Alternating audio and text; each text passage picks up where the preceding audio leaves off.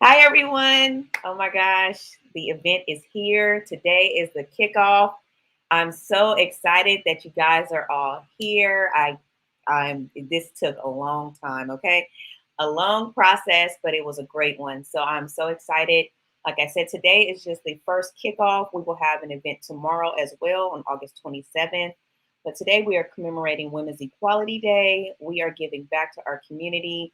I have some amazing, amazing speakers today. And then we'll have somebody tomorrow that's going to be doing a perfect pitch. But let me introduce you to what this is all about. Um, Once again, today is August 26th. And thank you for joining me with CEOs Making Waves in Social Innovation and Culture and CEO Inclusion for Black Women in Business. It is our inaugural 2-day virtual kickoff experience. This event will continue on tomorrow as well as August 26th and 27th, which will be the main event. We are here to help Black women entrepreneurs and entrepreneurs create jobs, economic opportunities, provide greater access to education, capital, business support services, mentorship, and corporate partnerships and connections. This event is here to really close the wealth gap of historical systematic racism and sexism. Today, our panel discussion is how to build a six-figure brand. I currently wrote a book last year during the, I want to say Great Depression, but it wasn't the Great Depression, during COVID. It's called How to Build a Six-Figure Brand While Still Working Your 9 to 5. But we have some amazing speakers who have not only built six figures, some have built million-dollar companies, some within one event has actually built six figures just with one event alone and has been able to acquire sponsorships, thousands of dollars in sponsorships. So, with that being said, my name is Maisha Jefferson. I'm a brand strategist as well as the author. I've been in this industry for over 16 years. I partner with Delane. She is also on the panel with a five-star nail salon in San Francisco. I'm also a business consultant, and we help people build brand strategies that help them leverage to six figures and beyond. And so, a little bit about the first panelist that's going to be coming up. Like I said, her name is Delane. She is my business partner. She is an Oakland native. She is a wonderful, wonderful person, woman, business owner, mentor, friend, support system. This is a woman you want to get plugged into, whether you are here in California or on the East Coast, West Coast, wherever you are. You definitely want to get connected with her. She's built two nonprofits, a for-profit, which is the nail salon. She's been in the nail industry for over 20 years. Whether you are trying to start a nail salon or a beauty salon, this is where you should be. Come and ask all the questions you need to ask. This woman has all the information that you need. She started off on low income as a single mom, and now she's doing well over six figures. We're here in the Bay Area, and we're here to support you. And she is doing an amazing job. She has also received the Jefferson Award um, back in 2011, and in 2017. Delane's Natural Nail Care was named the Business of the Year by the African American Chamber. And last year was nominated from the San Leandro Chamber as receiving the Business of the Year award as well. She graduated from Berkeley, UC Berkeley, with honors. Welcome, Delane. All right. You were muted, but I just unmuted you. All right, thank you. I appreciate it. Get a little older, technology gets a little challenging for me, but I am grateful for people like you, my business partner and friend who can help me navigate through it all. We all need support. So I'm just happy to be here. I'm really, really excited about this inaugural event. And I know that it's going to go a long way to helping so many women. So I'm very, very proud of you. Thank you for being here. Thank you. Next, I'm going to introduce Ellie. Oh, Ellie. She is a business coach. She is a strategist. She has built a multi-million-dollar coaching business in under 1 year. Yes, people, 1 year after being laid off from her corporate job, being divorced, and going through the pandemic. She started her business online, and since then, she has helped over 25,000 other new entrepreneurs do the same thing. She has taught thousands of women how to start their business, build business credit, and using digital marketing strategies to scale up. She used her wait, excuse me, 1,200 stimulus dollar check to start her business coaching company. Welcome, Ellie. Thank you all so much for having me. As I've told you so many times, Maisha, I absolutely love this event. I'm so grateful to be a part of the very first one. But as Delane said, I know this won't be the last. And thank you again just for having me. I can't wait to share my strategies, my tips, some inspiration with the audience so that they really know that they're able to have this same level of success and more. Thank you, Ellie. We look forward to hearing all about all the strategies you have. And last but not least, Miss Alicia May. Oh my goodness, what can I say about her? She is an amazing woman. She is a founder and CEO of the Virtual Event Boss Agency, consulting and eventistry. Excuse me, you guys. By Alicia. She is a certified event strategist and coach. She's been in this industry for over 16 years, doing virtual and hybrid event strategies, sponsorships, and her mission is to educate entrepreneurs on event planning, education, online programs, and coaching. She also has a six-figure event podcast where you can find her, get news about tricks and tips of everything you need to learn about the secrets of having a successful event. She has cultivated 5 stars on numerous platforms, and she has produced more than 1,000 events worldwide. A little bit of background about her: 7 years old, she started her handcrafted jewelry business. So obviously, she's been doing entrepreneurship for a very, very long time, as many of us probably have. But she was able to procure over $10.5 million in event sponsorships and support other entrepreneurs within this industry. Some of her companies that she has worked with have been Microsoft, Google, Amazon, LinkedIn, IBM, Expedia, Capital One, and many more.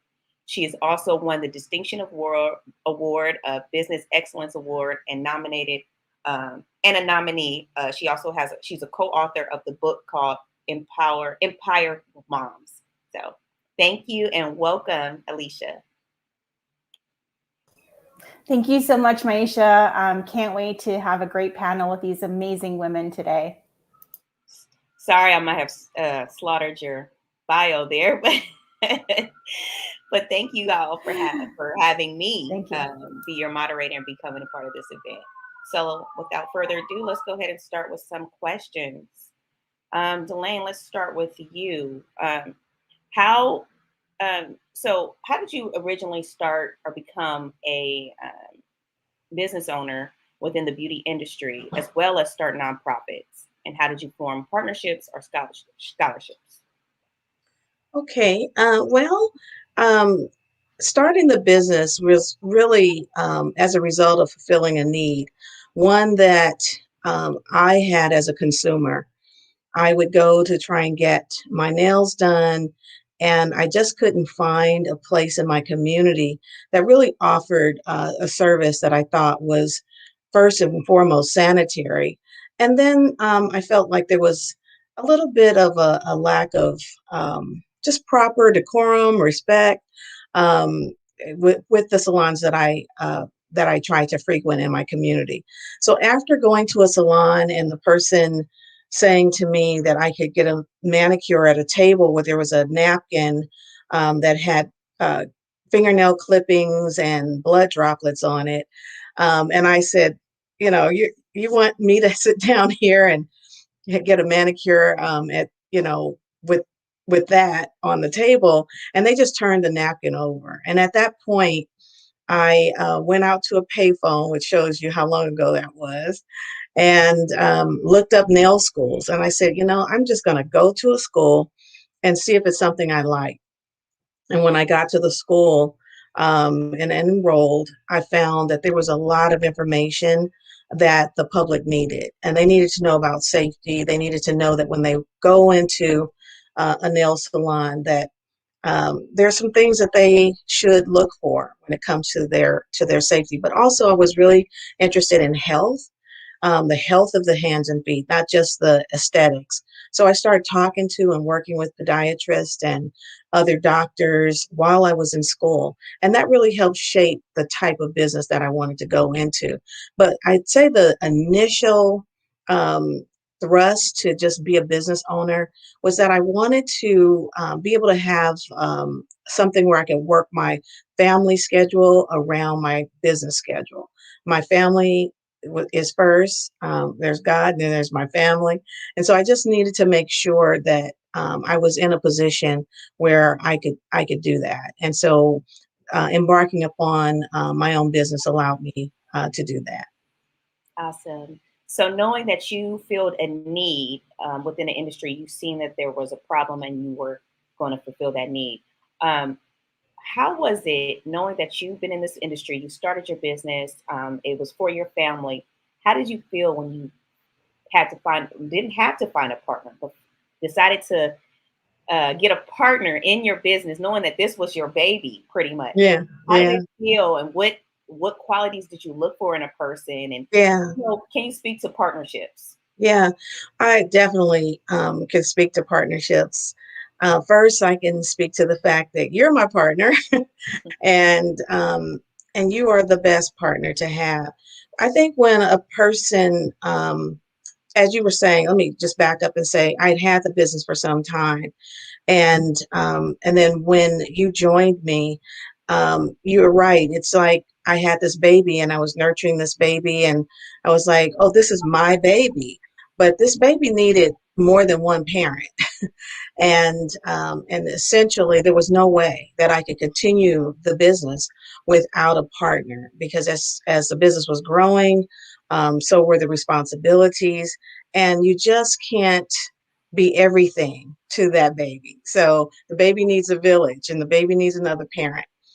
So it was really important that I found a partner, but I'm just a woman of prayer, a woman of faith. And I knew that having the right partner was just as important as having the right husband. Like, it's just that essential. When you look for a partner, I say, I call you my business wife, because it's really that kind of lockstep relationship that you need. You need to be equally yoked. You need to have the same values, the same drive. If you're one that will work until 2 in the morning, 3 in the morning, your business partner needs to also have that kind of drive, and we have that kind of drive. It's just also, again, like a relationship. You kind of date for a while. You don't just jump right in. So when we became business partners, we had established a relationship. We had established sort of our workflow, and there were just certain things that constantly came together. And both being women of faith, and praying constantly and putting God first, we had those values, those strong values in common, and that meant a lot. So so really, it was sort of a divine direction for me. And for others, I would say that they really should dot their I's and cross their T's. You really should have a partner or a mentor or coach, someone to help you with your business, because you just can't do it all. Otherwise, we'll sort of have blinders on if we try to do too much ourselves, and we're going to miss some important things. And I know that this business would not have been able to thrive and to be able to go to the next level if it weren't for my partner. So it's essential to properly vet your partner, and you do that by spending time with each other and having really, really good communication. And I am just proud that, both in my private life, I can say with my husband, we've been married for 25 years, that we have a beautiful relationship, and it only grows. And I can say the same about my business wife, that our relationship continues to just grow, and we become closer and closer. And it's really a wonderful thing to say that after, looking at 10 years, we're going on 10 years of being in partnership. We've never had any falling outs. We've never said, oh, no, I don't like you. I don't want to be here anymore. But instead, it's just been growing. And it's growing because, again, we have that communication. We have that similar drive and that similar determination. But then we have some offsetting balancing points. I'm older. I need help with technology. You're younger. You're able to jump in and help me where I need support. I'm able to jump in and help you with the support, the guidance, the wisdom I've gained over the years. So we really complement each other. And I think that's another thing to look for in a partner. Thank you. Thank you. Wonderful answer. Of course, it's a wonderful answer. So speaking of, you've been in the industry for a long time, but let's go to Ellie, who actually built her coaching business. We talked about coaching. She built her coaching business in under 1 year. Ellie, how did you gain credibility so quickly, and what steps or tips did you use or can give to our audience that can help them gain a little bit more credibility? That's a great question. For me, I was very intentional about being authentic with my experience, what I knew how to do, the wins I had had, and the losses that I had had. One thing I recognized in doing market research before I established my consulting and coaching business was that I was always seeing a lot of wins, a lot of successes. And I know from being in business and also from, being a director in business that it's not always up, that as important as it is to highlight the successes in business, it's also very important as a coach to highlight the problem that came before the success so that people know how to get out of a problem and get the success. So that was always something that I made one of the key values of my business and of the agency, is to really be authentic. And when there is a struggle, to share the struggle. When we overcome the struggle, to share that as well. Another key aspect to building credibility is to not, at least in a service-based industry with coaching, consulting, anytime you're providing a service to someone, is to not sell right away. So I was just sharing with a student that in my first 2 or 3 months of this business, I really didn't make any money. My first paycheck, so to speak, from my business was $72.30. And that was after 2 months of consistently posting, consistently showing up online, consistently, DMing potential clients, being on LinkedIn, but it was because I was more so focused at that time on delivering value in order for people to trust you quickly and then to want to give you their money in exchange for the service or value you can give to them. I believe that you have to begin by giving away some free value. That's how you'll be able to stand out in a marketplace that's already saying, oh, click here and I'll be able to help you do this in your business without really giving much away. My philosophy and our business philosophy is to give some stuff away, to give some stuff away, to really be able to give people value, even if they don't enroll and become a client in that moment. Now they've gotten some information that can help them take one step further in their business. And because they got so much free value from you, they're going to want to come back and pay you for the next value, because the thought process is, wow, if I was able to do that for free, imagine what I could actually do if I enroll, if I actually become a student, or if I actually become a client. So some key points there are to be authentic. Don't focus so much on selling a perception of your business or a perception of this 100% success, because we all know being in business is not like that at all. So to really be authentic with your story and to share, because I am definitely not the only business coach out there. I'm definitely not the only consultant out there, but my story, I know, allows me to align with the certain types of clients that I have.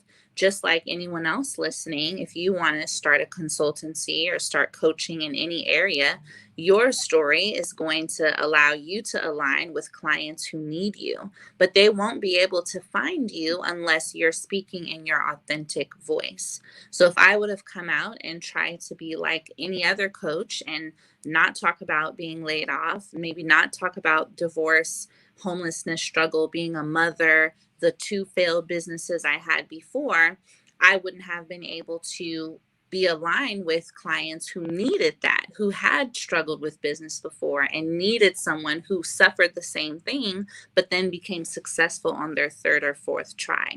So that's very key, to be authentic.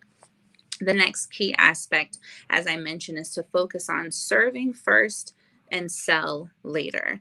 And I understand it may be hard to stay 2 months without necessarily income in your business, but at that time I had a couple side hustles, like selling life insurance and doing a little bit of DoorDash. So you figure out ways to make it.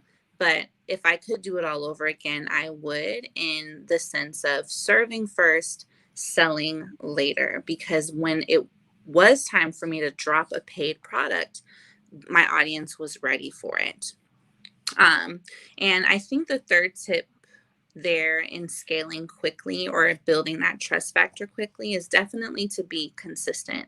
The more you show up, the more they can see you. That also creates that trust, because if they see you posting or showing up on live or sending them emails. We hear you. On live, sending them emails once, twice, 3 times a day, they begin to rely on that. And before you know it, you're inherently a part of their day. And then a part of their, business life, so to speak, and then a part of, their successes. So consistency is definitely key to having first-time clients and then to having recurring customers and clients. Okay, thank you so much. Another question for you. Speaking of authenticity and failures, what is one mistake that you may have made in your past with either your business or whatever? What is one mistake you've learned from? How did you deal with it, especially during running a company? Yes. Wow. So I would definitely say a mistake I made is not delegating sooner, not outsourcing sooner, not hiring sooner. I was the type of business owner. I was doing all my customer service, staying up until 2 and 3 a.m., answering emails, sending links, sending DMs, trying to work on courses, fixing this, fixing that. I mean, I was just wearing all the hats. And in hindsight, I learned a lot about my business.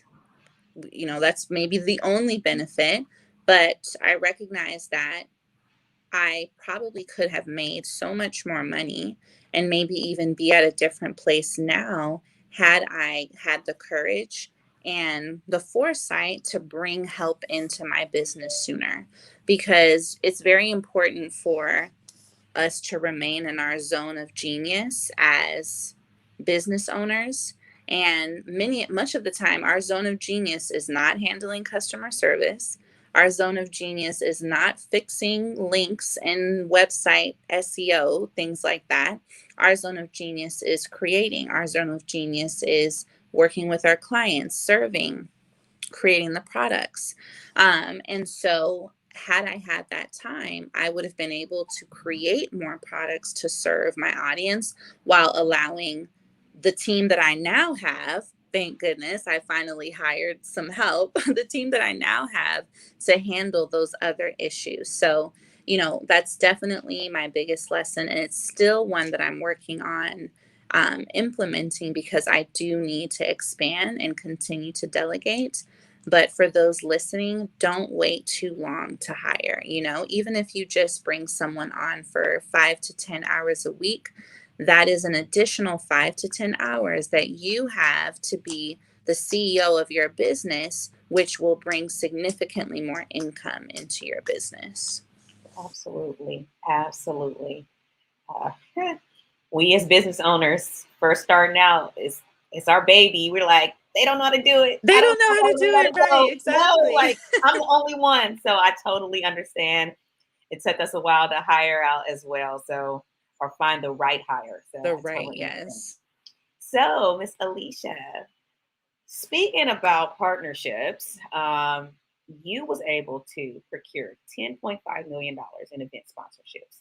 Tell us a little bit more about that and how were you able to develop key partnerships and how would someone else either first starting a business, doing an event, how will someone be able to secure partnerships as well as sponsorships depending and what do those are those different and what does those look like? Some examples. Yeah, absolutely. I think with partnerships and sponsorships, if they're always looking, companies out there are looking for long-term relationships. So think about your current business, your current brand, and understand who your audiences are. That's the biggest thing, is for you to understand your own audiences and then choose companies that align with your audiences. So, for instance, if you're running an entrepreneur type of business and company, you want to think about what tools, what services are available for entrepreneurs that may help your target audience. Again, example based to give you perspective. If you're running invoicing, if you're running contracts, maybe you have an online tool that is specifically focused for entrepreneurs. And so you know that now this company is very much in alignment with who your audience is. So thinking about that alignment goes a long way. You definitely have to start there, because every type of sponsor, partner, brand, anything that you're looking for in that capacity is going to start at the alignment phase and making sure that makes sense, right? So if you are searching for those types of partnerships or sponsorships, which are a little bit different, you want to think about that alignment first, like I mentioned. The second part is you want to think about, does it make sense for them to invest in your brand or your business, right? A lot of companies come to me and a lot of business owners come to me and they say, well, I'd love to get sponsorship for my event, for my business, for my brand.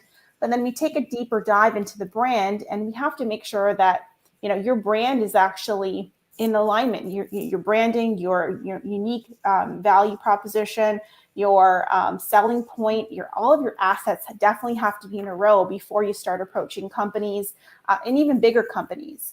If you're in the process of building a brand, that's still okay. You can still definitely reach out and start that process because it sometimes is a long one, right? I'll give you an example, a great story.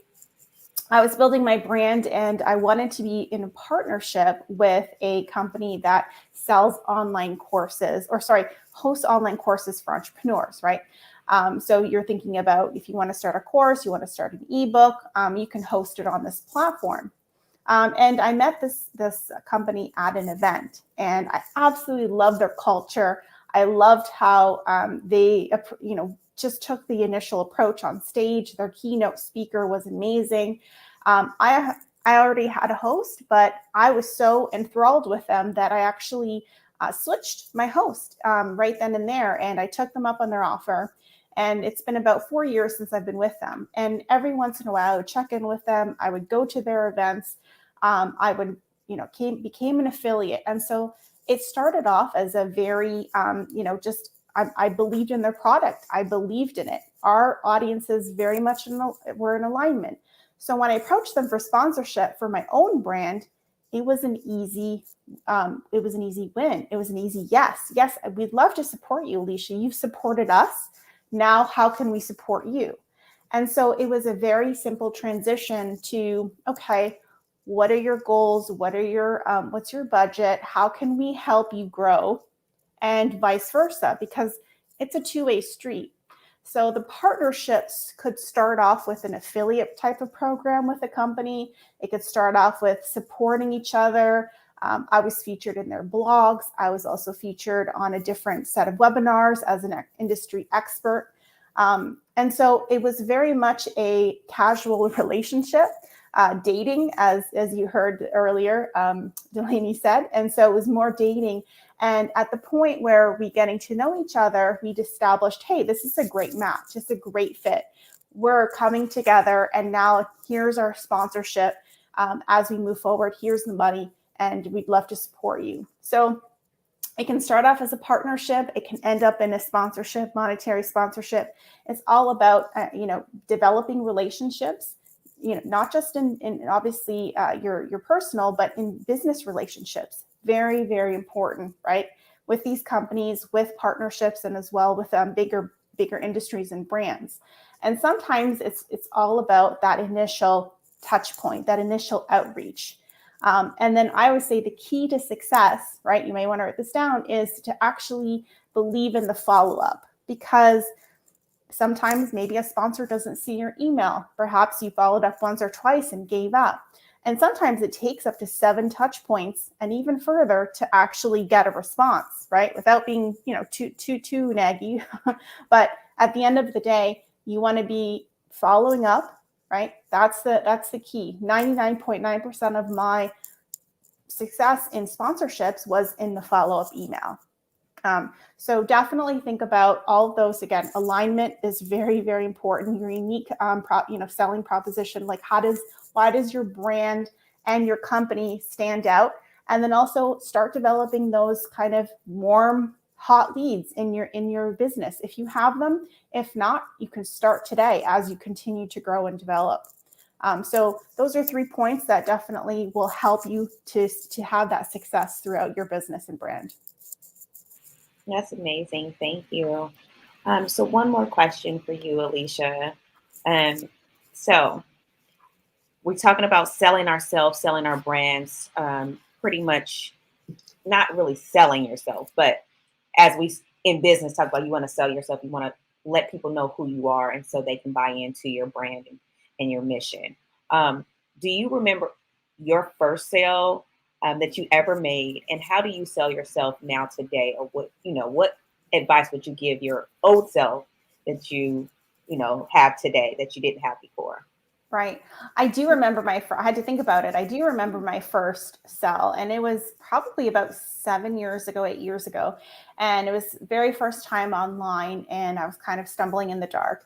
And I remember landing our client, and it was a big year-long client. And it was all about being open to that success and being open to his success and what he wanted at that point. I was kind of sharing and helping him with his dream, and which is great as it started out. And that sell was more about, for him anyway, was about the availability on my part. It was about kind of sharing that same personality, if you will.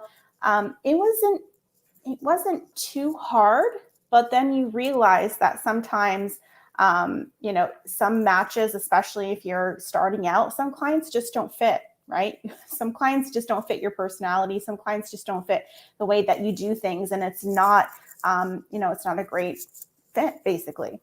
But my first sell was definitely, I started off online. I believe it was like a month, kind of scurrying in the dark, didn't know what to do. I definitely wanted to be out there, but I was also afraid, right? So I think the advice that I would have for myself starting, 7 years ago was, I always wanted to hide behind the brand. I never wanted to be first. And people really buy from people, right? Now, when I get on the call, people are, with potential clients, I know my stuff. I'm an expert in the field. I educate myself, and I can say, hey, this is what I think the best way to do things.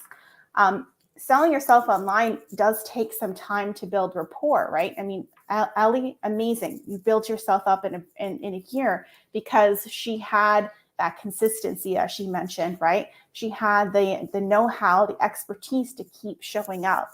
And that was something that I didn't do when I first started off, is that I just kind of hid behind it, waited for people to come to me, which is not a great idea, by the way.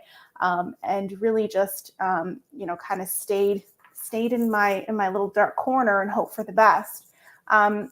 The first sell really propelled, though, my career, because I met a lot of amazing different people, and that's what started my sponsorship career. In this contract, I met a lot of new tech companies that were just starting out, that are huge names now, like Uber and other things. But it was a great position to have, and I was very, very, very fortunate to make that, quote unquote, sell online.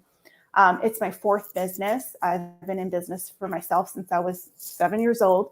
And every single different business had different key selling points that you had to look at. So This one selling online, not so different than selling locally, but there's different strategies and tactics. So I would say definitely, take Ellie's advice. Great advice. Be consistent, show up, and really know your stuff and become an expert in the industry. Absolutely. Thank you. And this question is for you two veterans here that've been in the industry for many years. Delane, you have also done and produced many events, as well as you, Ellie. Excuse me, Alicia. So my question is, what should someone expect when they're first starting out or transitioning or still working in their job or at their career? What should they expect when they first start out? Do you think that they would make their first six figures within a year? Is that typical? And what kind of habits do you think would help them propel them to that six-figure mark with events, and then Delane within business, period? For both of you, question. Yeah, I think was mentioned earlier by Ellie that initially she gave her business away. And I think that we have to have realistic expectations. We see the glitz and the glamour of business and the businesses that we want to go into, but behind all that glitz and glamour is a lot of work. And I say it's kind of like the duck that's on the quiet, still pond. You see it gliding there and it looks so effortless, but underneath those legs are going a mile a minute because that's the work. That's the work that goes into it. So in order to really see, what I call backstage, I think it's really important for a person to consider volunteering for an organization that they're interested in, and to not ask for people's time without being willing to give something back. A lot of people now will say, oh, Delane, I want to pick your brain, or I want to take you out to lunch. I'm pretty busy. I'm actually wearing a lot of hats. And so it's so important for people to respect other people's time, and they will get further with someone if they say, is there something I can do to help you?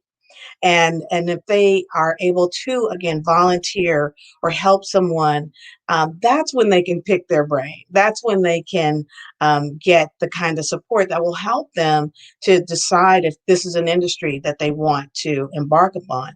So, to your question of, what to expect monetarily in the first year, it certainly depends on the industry you're in. It depends on a lot of different factors. Right now, of course, social media is huge.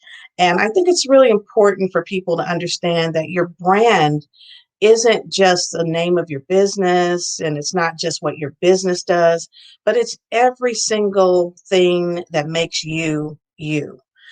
People ask me oftentimes, like, well, who's your competition? And, are you concerned? And I say, um, I don't really have competition when it comes to my business, because my business is as unique as I am. My business is all about what resonates with me, what I value, what I care about, what I love. Now, of course, you want to keep your ear to the ground and know what's going on in your industry, so that you can stay at the forefront. But just be true to yourself. And that's just so important. Yes, get ideas and talk to people and learn about their successes, as was mentioned earlier by Ellie, and learn about those failures, because those failures are the places where you really grow and you really learn. But in the end, you're collecting all this information so that you can determine what your best route is. That's why I love when Ellie said, if you want to be a coach, like she's not afraid to say, hey, there are other coaches out there. Just as Alicia knows, there are other event planners out there, but there is something really special about you owning who you are and what unique thing you bring to the table. So that's just really, really important. And then as you do that, then you'll start seeing the success comes, because as you probably heard the adage, if you do what you love, you'll never work a day in your life. And it's really true. Absolutely. Thank you. Absolutely. Alicia? And just to add to that, I mean, amazing point. You are the message to the world, to your clients. All of the unique things that come together, your passions, your talents, all those different elements, they really start to you really start to explore these in the way that you brand yourself, the way that you come up and start problem solving, and the way that you're really innovative. So I always focus on those type of opportunities, so that yes, absolutely, people can make six figures in the first year of their business. Look at Ellie, great cause right there. And you can make six figures in your business, as well as your events, as well as in partnerships. It's all about, in my perspective, being super strategic. Like, what are the top three things that you would love to do at your event that can bring you there? Okay, well, we can maybe bring on a strategic partner. We can, sell tickets to the next event, and we can upsell into a coaching program. One of my clients made $500,000 at her event, because we were super strategic in the way that we organized. Same with Ellie. She showed up. She was consistent. She DM'd. She did all the right things in the sell. At the end of the day, it's about selling yourself and believing in what you're selling. Because that obstacle for me was huge. There's 100 different event planners out there, and maybe they're better than me. And you start focusing on that competition, and you start to bring yourself down. Like Delaney said, yes, I keep an ear to the ground. I know my industry, what's happening, but I don't focus on them. I don't get, in the scroll. I don't mindlessly scroll for hours and look at my competitors. I stay in my lane. I do the thing that I want to do, when it makes sense for me. I'm a mom as well. And I just move forward and propel myself forward. And I do affirmations at night. I mean, that sounds really silly, but I do these. Yes, business will come to me. I'm successful. And hey, guess what? $1 million business going to be next year. And I'm really excited. And I'm really proud of that, because I don't let all that other noise get in the way of what my goals, my aspirations for my family are. So 100%, these ladies know what they're talking about. Delaney, love that. Oh yeah, and I second that, Alicia. And I want to just add one more thing, and you've heard this before. I love these old adages because they're just true. But it's one adage that says that planning and opportunity equals success, and some people say hard work and opportunity equals success.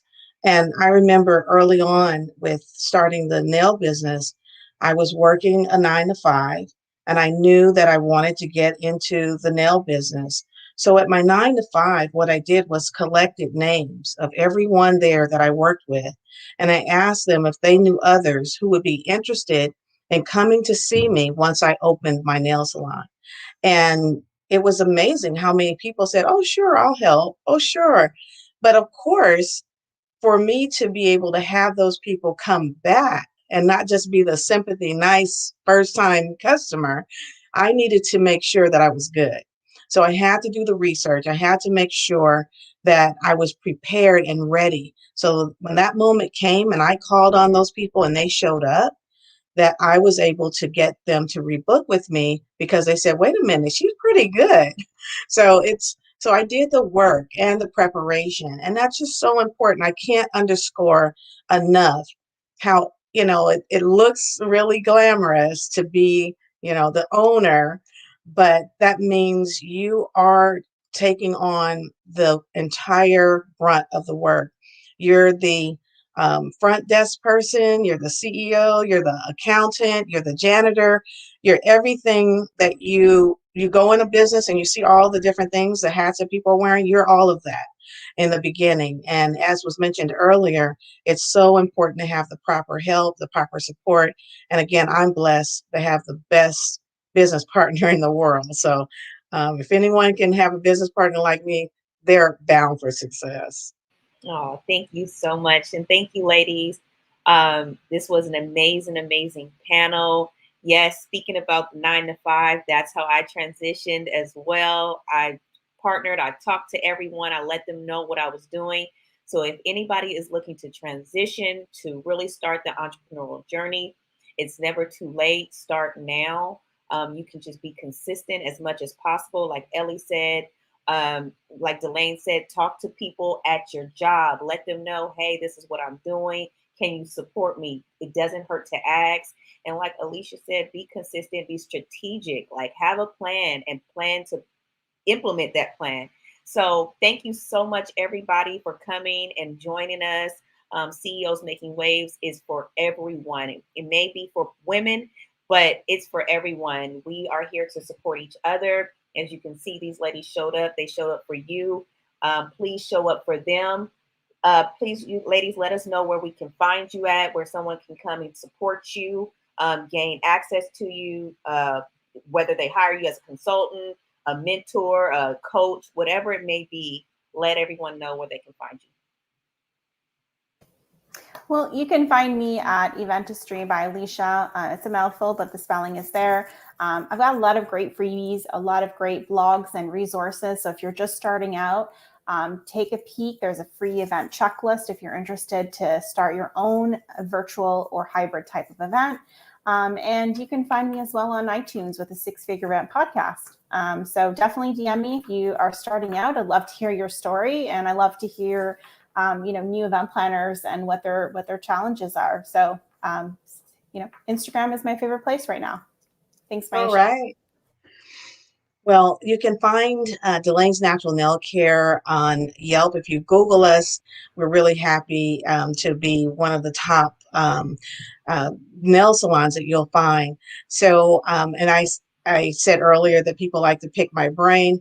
Now they can do that for a price and I encourage everyone to get to that place where you value what you bring to others and know your worth. So I do. I can be reached at Delane's Natural Nail Care for both nail care services and if you're interested in consultations. And Ellie had to jump off. We all are parents here, so I totally understand. But you can find Ellie at Ellie Talks Money on Instagram, and then you can also find her on other social media platforms. But we will have that in the chat for everyone and let you guys know. And you can find me at beautybrand_strategist, as well as Beauty Makes Sense LLC. Just Google me and everything will pop up there. Again, thank you so much for joining us and look forward to seeing you all tomorrow. We have a great, great speaker tomorrow. Perfect ways to pitch. So thank you guys. Awesome. Thanks, everyone. Bye. Bye-bye.